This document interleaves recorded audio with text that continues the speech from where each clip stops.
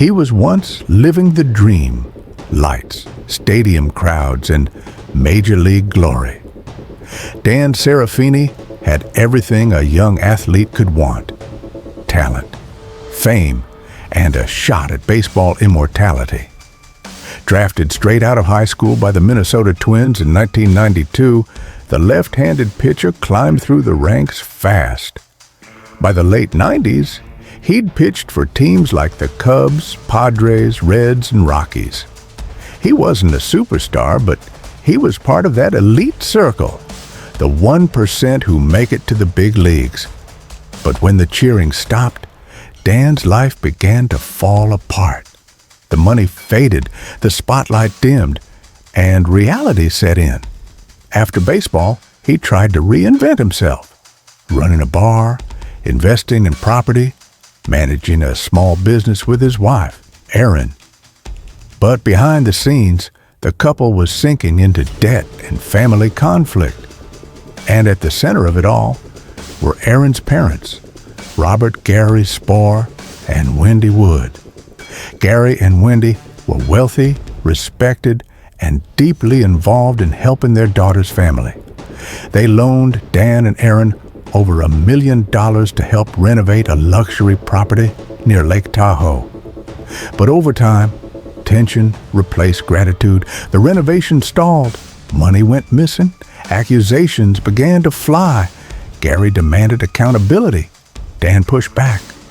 Soon, it wasn't just business trouble, it was personal. According to prosecutors, Serafini grew increasingly bitter, sending threatening texts and emails that painted a clear picture of hatred and obsession. Friends later testified that he often spoke about getting revenge. What no one realized was that Dan wasn't just venting. He was planning. June 5th, 2021.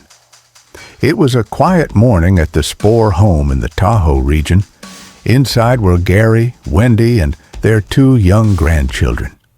Surveillance footage later showed a figure dressed in dark clothing, face covered, backpack slung over one shoulder, moving toward the house. Minutes later, gunshots shattered the silence. Gary Spohr was killed instantly. Wendy Wood was shot and critically wounded, but she survived, at least physically. Police arrived to a scene of chaos. A broken family, 2 terrified children, and no suspect in sight.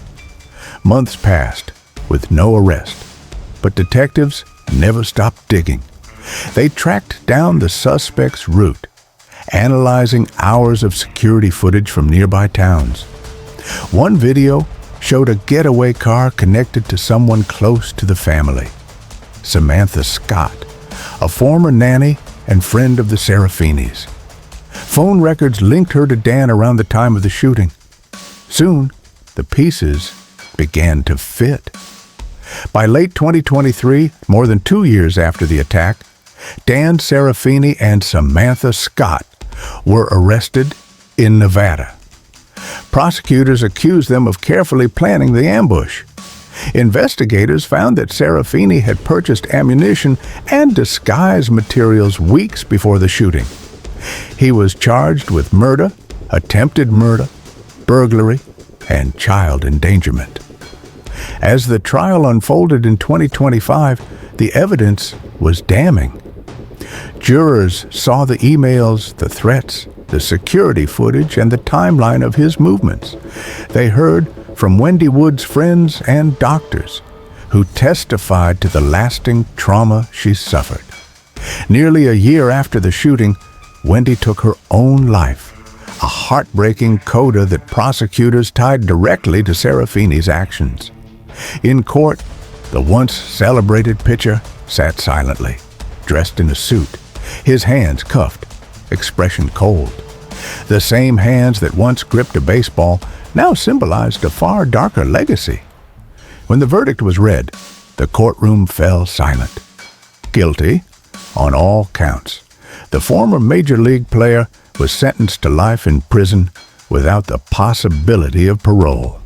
His accomplice, Samantha Scott, pleaded guilty to lesser charges for helping cover up the crime.